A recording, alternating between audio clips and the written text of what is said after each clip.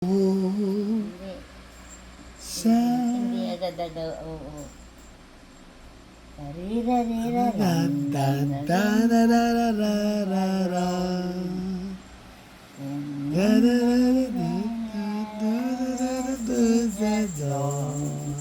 Kanta na. yan.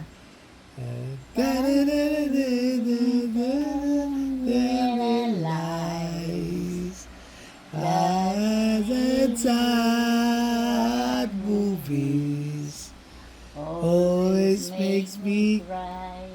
yan na. Oh, Oh, sad movies always make me cry. Oh, sad. Kaya mo na, ba't pakanta sa akin? Siyempre, Ang- always make me cry. La la la. La la la la la. Ganyan kami nung kumakanta kami magkakapatid na minsan nagtitinda ako ng mais. Pagkasaysayan ko. Kaya namamasukan ako, ayaw ko na nagtitinda ng mais, nagtitinda ng ice candy.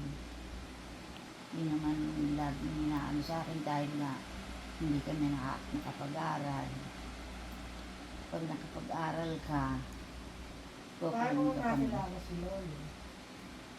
Oh? Paano mo nakilala si Lolo? Si Lolo wag yun ang ilayo. Gawa ng kumbaga sa ano. Paano mo siya nakilala? Siyempre, niligawan ako. Oo nga, saan? Doon sa bahay namin na yun. Pag ano ho yun, yung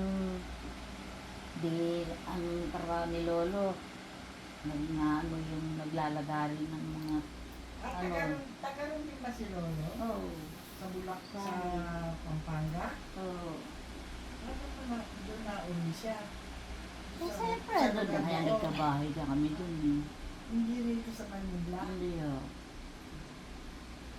Kaya pagka yung sasabihin niya sa amin eh, hanay mo, sasabihin niya kagad, unang niya sasabihin, nagpaanak. Alam niya naman maraming nanganganak nagtatanong pa kayo. Yung ako lang nakakasabing gano'n sa kanya dahil magagalit si Lolo. Pag hindi nakakasagot siya, pero matigas ang ulo ni Elsie. Si Eliseo. Hindi, si Elsie. Oh, Yun ang matigas ang ulo man. sira ulo pala yun. Matigas pala ulo ng bukong na yan. Hayop na yan. Hindi naman gano'n ang ibig ko sabihin. Oh. Yung kamukha sa amin, nagkaroon siya, natitiis ka ng magkapatid Ba't hindi natin lasunin yun? Matigas ulo eh. Para lasunin mo, maglasog ka na lang sa walang binesa. Sa akin, hindi naman ako nag-ano sa kanila. Yung kinaya ko, ginawa ko.